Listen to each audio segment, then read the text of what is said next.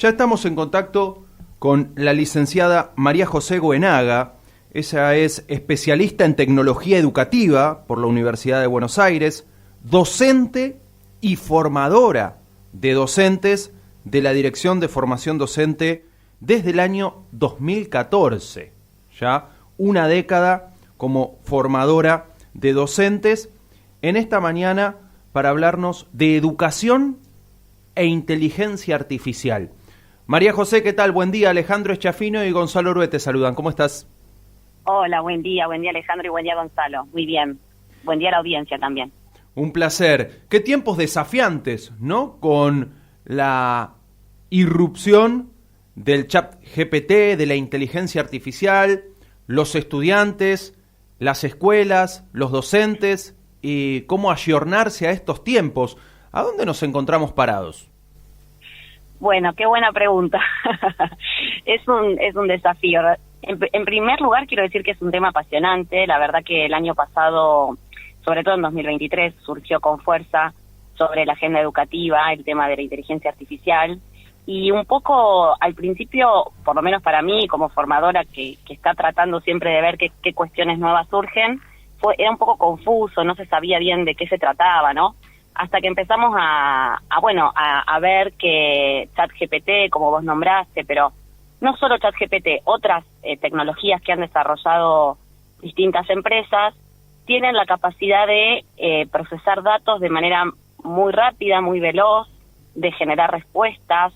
Empezaron a aparecer trabajos prácticos de estudiantes hechos, digamos, resueltos por estas tecnologías. Al principio nadie, no se advertía demasiado, ¿no? La injerencia de estas tecnologías hasta que después empezaron a hacerse más populares. Todo un camino que vamos haciendo muchas veces junto a los estudiantes, que son quienes de alguna manera traen estas prácticas al aula e interpelan la labor del docente, ¿no? Y es ahí donde la formación docente tiene un rol central, porque, cuando estas cosas suceden o cuando empiezan a aparecer estos fenómenos, lo primero que hay que trabajar con los docentes de todos los niveles, ¿no? En mi caso yo formo docentes desde el nivel inicial, primaria y secundaria. Entonces, el desafío era cómo primero nosotros trabajamos con todo esto nuevo que surge para poder ofrecerlo en los cursos, en los talleres que damos. Y la verdad es que se generó una gran expectativa, mucha participación desde febrero que estamos trabajando en esta temática. No tanto desde el punto de vista de qué hacemos con los trabajos que aparecen hechos por los estudiantes a partir de estas tecnologías, que por supuesto es un tema y es una preocupación, sino más bien cómo pensar pedagógicamente, ¿no? Porque sin duda, como toda herramienta tecnológica, tiene sus beneficios, sus potencialidades y también sus limitaciones, ¿no? Entonces, un poco lo que se invita a pensar en los talleres que damos es, primero conozcámoslas, exploremos, pensemos los contenidos que tenemos que enseñar y veamos en qué medida esto nos puede aportar a nuestra tarea, porque incluso para el propio docente, ¿no? Para armar sus clases, para pensar propuestas que tengan a veces un mix, decimos, de propuestas analógicas y digitales, que tanto desde la labor del docente como también las propuestas que efectivamente luego pueden pensarse con los estudiantes en el aula. María José, ¿puede compararse por los momentos en la historia y en las formas de aprender, de hacer trabajos prácticos, por ejemplo, con lo que fue la irrupción de Encarta o con la masificación de Internet y esa posibilidad de googlear y, no te digo encontrar todo o que todo lo que encuentres sea lo correcto, pero sí esa posibilidad de muchas veces, el estudiante copiar y pegar, acomodar un poquito y va hacia adelante? Hoy, con este avance que se pueda recorrer un camino como entonces eran aquellas cuestiones bastante revolucionarias? Sí, en realidad, la Encarta me hiciste acordar de mis épocas de estudiante porque, en un principio cuando empecé la universidad, recuerdo, teníamos la Encarta que no era lo completo o no tenía la gran cantidad de información que hoy tiene Internet, ¿no? Internet significó un salto cualitativo enorme respecto a la gran disponibilidad de información que tenemos. Y en ese sentido, yo creo que una de las cuestiones que tenemos que seguir trabajando desde la educación y que muchas veces ha sido una deuda, es la cuestión de lo que llamamos alfabetización digital, ¿no? Bueno, se habla de alfabetización y multialfabetización en todos los lenguajes, digamos, que confluyen en Internet, ¿no? Desde lo visual, desde los audios, lo escrito. La alfabetización tiene que ver con esto que vos mencionás, ¿no? O sea, si hacemos búsquedas de información en la web, en esa gran cantidad de información, bueno, ¿cómo saber qué información es valiosa, qué información se acerca a esas búsquedas que tengo que hacer? ¿Cómo tengo que hacer las búsquedas para que la información sea precisa y tenga la mayor veracidad posible? Porque algo en lo que por ahí estamos poco alfabetizados, y esto se pone en juego tanto cuando hacemos búsquedas como cuando usamos tecnologías de inteligencia artificial, es que lo que primero posicionan, o las primeras, en el caso de los buscadores, lo que primero posicionan es aquello que ha sido más buscado, ¿no? Generalmente nos aparece la Wikipedia como fuente de primera mano, ¿no? Entonces, bueno, muchas veces la tendencia es a usar Wikipedia y listo, y ya está, y con eso resuelvo, ¿no? Digamos, ¿está bien, está mal usar Wikipedia? No está bien ni mal. Digo, Wikipedia me puede acercar a un conocimiento, me puede ayudar a entender un concepto. El problema es cuando nos quedamos solo con eso. Y ahí vuelve a aparecer esta necesidad de alfabetizarnos, ¿no? De entender qué es hacer una búsqueda. Bueno, las tecnologías generativas, ChatGPT, Gemini, Bing de Microsoft, hay un montón, ¿no? Perplexity, en sus distintas versiones, nos complican un poco más, porque son modelos de lenguaje, ¿no?, que reproducen el lenguaje humano, entonces parece que uno está hablando o chateando con un ser humano, y en realidad lo está haciendo con una máquina, ¿no? Pero tienen esta capacidad de procesar datos de manera muy, muy veloz, una gran cantidad de datos, y muchas veces decimos, mira qué bueno, mira, está buena la respuesta que me dio, ¿no? Pero cuando uno conoce verdaderamente sobre el tema sobre el que le está preguntando a estas tecnologías, no sé, por ejemplo, estudiamos las teorías de la educación primero, las estudiamos, las analizamos, y después vamos y le preguntamos al ChatGPT qué son las teorías de la educación o cuáles son los principales exponentes de estas teorías. Entonces, ese paso previo de investigar, de entender un tema, nos ayuda a identificar los errores y los sesgos que estas tecnologías tienen, porque la realidad es que tienen muchos errores. Estos errores aparecen cuando alguien no sabe de un tema y lo que dice, bueno, tengo que resolver esto rápido, copio y pego. Y bueno, y obviamente el docente o quien sabe del tema identifica luego esos errores, ¿no? Entonces yo creo que el gran tema acá es la alfabetización digital, poder adquirir las competencias necesarias para hacer preguntas que problematicen a la información, para saber cómo buscar y dónde, para entender, copiar y pegar siempre fue, se denomina plagio, ¿no? Si yo copio y pego una frase de internet y no la cito, no la contextualizo, no pongo, al menos, porque el derecho de autor es todo un tema en internet y a veces la información no figura quién es el autor, pero al menos mencionar el sitio donde la consulté, en qué momento. Si yo no hago eso, bueno, estoy obviamente plagiando, ¿no? Algo. Pero para entender todas estas cuestiones, nos tenemos que seguir trabajando en la alfabetización. Yo creo que hoy la alfabetización digital, viviendo en el siglo XXI, atravesados por la cultura digital, interpelados en la escuela por todas estas cuestiones, es tan importante como la alfabetización tradicional. Creo que las dos hoy tienen el mismo nivel de importancia. Claro, y cómo, pensando en los desafíos hacia adelante, no pelearse o no enemistarse con este tipo de herramientas, castigando incluso al alumno, al estudiante, sino tratar de encontrarle la vuelta y hacerlo pensar fundamentalmente, sí. ¿No? Y que no una tecnología como la inteligencia artificial, las plataformas y demás que nos has mencionado, reemplace el razonamiento que tendría que hacer el pibe. Totalmente. Yo creo que tenemos una gran oportunidad. Mira, es apasionante el tema porque, bueno, por un lado, por parte del docente, ¿no? Poder no resistirse, como vos decís, a esto, poder entender o poder de a poquito. Pasa que los cambios van tan rápido sí. y la tarea docente está tan a veces encasillada en cuestiones muy tradicionales que hay una autora que es Inés Dussel, que ella dice, bueno, las tecnologías plantean posibilidades en conflicto con la escuela, tensionan, ¿no? Siempre que algo nuevo aparece o que aparecen estas prácticas, emerge el conflicto. Es inevitable porque la lógica de la escuela es una lógica distinta, pensada en otro momento histórico, ¿no? Y bueno, y las tecnologías además lo que nos traen, que eso a veces dificulta la tarea, es la inmediatez, ¿no? Es decir, cualquier cosa que yo pongo, chau, enseguida tengo un trabajo. Algo que de otra manera me llevaría mucho más tiempo, me llevaría a sentarme, me llevaría a razonar, pensar. Entonces, es complejo, ¿no? Yo creo que ninguna tecnología puede reemplazar, como bien decís, este necesario tiempo de aprendizaje, de lectura, de desarrollar habilidades cognitivas que nos permitan entender un tema, de formular buenas preguntas, porque algo que tiene que hacer la escuela también es enseñar a preguntar, ¿no? Y entonces, si estas tecnologías fácilmente nos permiten o nos dan una respuesta, bueno, problematicémoslas en el aula, ¿no? Yo siempre les digo a los docentes y sobre todo en secundaria, que es donde más ha pasado esto, ¿no?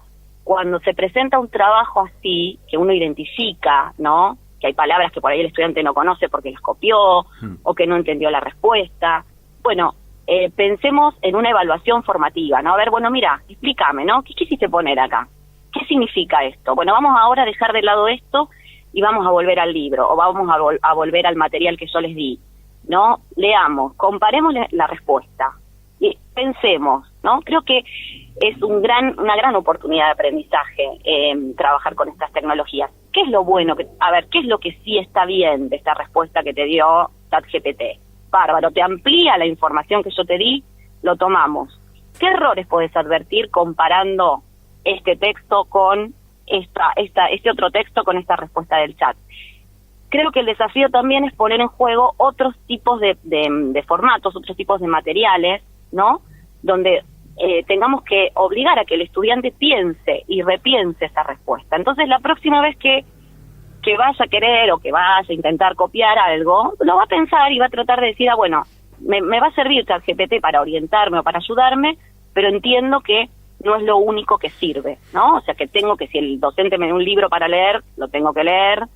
El otro día me contaban, fue muy gracioso, porque me contaban unas estudiantes de lengua que están haciendo residencias, que les habían trabajado una novela de Sergio Aguirre con los estudiantes sobre las hormigas, y claro, los estudiantes no la habían leído, entonces le preguntaron a ChatGPT, pero ChatGPT no sabía de qué libro ni de qué autor se hablaba, pero como el chat nunca se queda sin respuesta, digamos, les tiró cualquier cosa, ¿no? Deliró. Esto que decimos que las tecnologías cuando no saben qué responder, deliran, o el concepto es, ahora no me sale, no es delirio, es, bueno, sí, como que inventan cosas.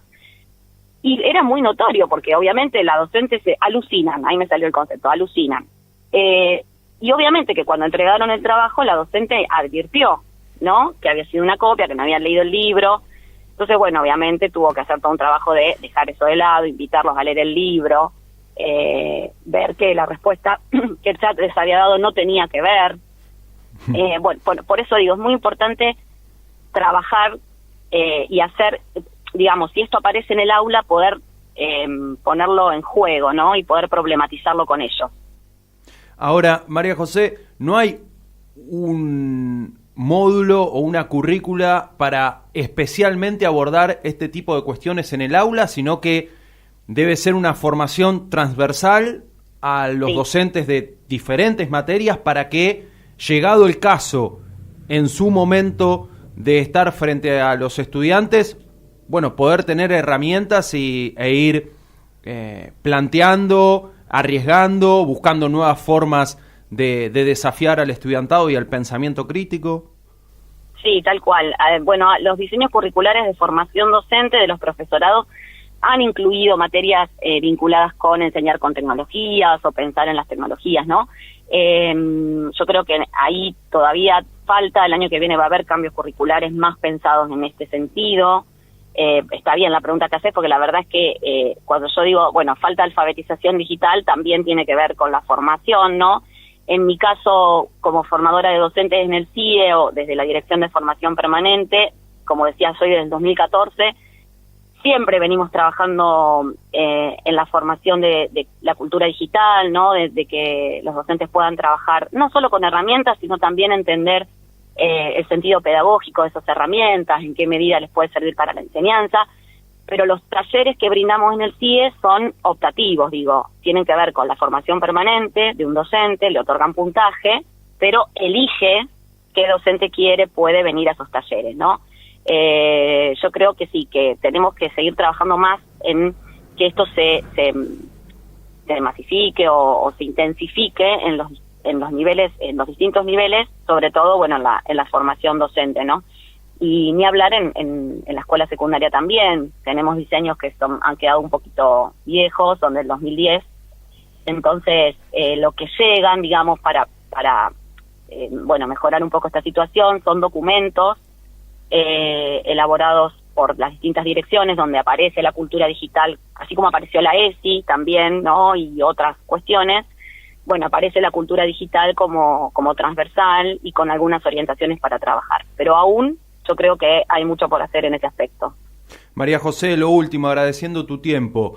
Momentos también para desafiar y captar el interés de un estudiantado al que muchas veces no lo motiva demasiado lo que el profesor, la profesora plantea, casi que de la materia que sea. Y hablar de este tipo de cuestiones y tal vez tener momentos específicos en los que se aborden estas temáticas, bueno, remuevan un poquito el interés de niños, niñas, adolescentes que en algunos casos parecen estar desinteresados de cualquier tipo de cuestión, pero esta le puede ser una puerta de entrada para captarlos, ¿no? Se puede pensar en un sistema educativo o se está pensando, calculo y te consulto, en un sistema educativo que se adapte también en este sentido en cuanto al dictado de las clases y las materias que se plantean. Sí, yo creo que todo el tiempo estamos pensando, el sistema educativo, ¿no? Las distintas direcciones están pensando todo el tiempo en sobre todo cómo fortalecer y cómo mejorar las trayectorias estudiantiles de todos los niveles, en secundaria sobre todo, que es donde por ahí se ve más un nivel de trayectorias discontinuas por distintos motivos, muchísimos motivos, no tiene solo que ver a veces la motivación en sí misma en la escuela, sino un montón de cuestiones que hoy nos atraviesan, ¿no? Desde lo económico, desde cuestiones sociales, de chicos que, me pasa, yo trabajo en un sexto año y chicos que por ahí no vienen porque trabajan o cuidan a sus hermanos, la situación es compleja, y lo que se trata de hacer es pensar, cómo podemos acompañar de la mejor manera a esos estudiantes y a sus trayectorias. Por supuesto que tomar la posta con trabajos y con incluir, no podemos censurar, porque la verdad es que esto aparece, lo trae el estudiante cuando aparece con un celular en el aula o cuando aparecen con distintas prácticas. Yo creo que lo mejor que podemos hacer los docentes es siempre formarnos y poder pensar con ellos y trabajar con ellos. Habrá cosas que se podrán enseñar más con la mediación tecnológica, habrá cosas que necesitarán de lo tradicional y seguiremos con el libro, por supuesto, y con un montón de cuestiones que conviven hoy en la cultura digital, o la cultura digital vino a convivir con estas otras formas que ya existían. No es, la tecnología ni el uso de la tecnología la solución a ningún problema educativo. Eso es un mito, ¿no? Ha habido como una idea del solucionismo tecnológico, decimos, esta idea de que las tecnologías van a motivar o van a cambiar, ¿no?, las cosas que están mal en la educación. La realidad es que lo que está mal o lo que hay que mejorar tiene un montón de otras cuestiones. Pero sí es cierto que es necesario que sí podamos apropiarnos de estas prácticas, al menos reconocerlas, validarlas, y y si podemos tomar alguna de esas prácticas como esta, ¿no? Esta que hoy nos trae ChatGPT, para mejorar los procesos de enseñanza-aprendizaje, para problematizar en el aula los usos que se hacen en Internet, para entender también qué pasa con el uso de nuestros datos, ¿no? Esta es una gran cuestión, porque todas estas tecnologías implican, uno, digamos, supuestamente, suponemos que son gratuitas, y en realidad no son gratuitas, la estamos pagando con el uso de nuestros datos, ¿no? Eso nos llevaría a otra entrevista, hablar de los datos. Sí, pero sí, y con la exposición permanente, sobre todo de las nuevas generaciones en redes y demás. Totalmente, la exposición, el saber configurar la privacidad, el entender que lo público y lo privado no es lo mismo, que desde que subo una foto a las redes o al mismo WhatsApp ya deja de ser privada, porque le estoy dando el poder a otro de actuar sobre esa imagen. Es decir, tenemos un montón para trabajar con los pibes y las pibas en los colegios. Así que bueno, yo creo que sí, que hay un gran desafío, tenemos un camino por recorrer, y bueno, nada, invitar a todos los docentes y a las docentes que se sumen a los talleres que damos en los CIES, que bueno, que se interesen por estas cuestiones, porque imagino que a muchos nos están interpelando, ¿no? Sin dudas. María José, muchas gracias por la atención. Hasta la próxima. Gracias a ustedes. Un beso. La licenciada María José Buenaga, especialista en tecnología educativa por la Universidad de Buenos Aires, docente y formadora de docentes de la Dirección de Formación Docente Permanente desde el año 2014.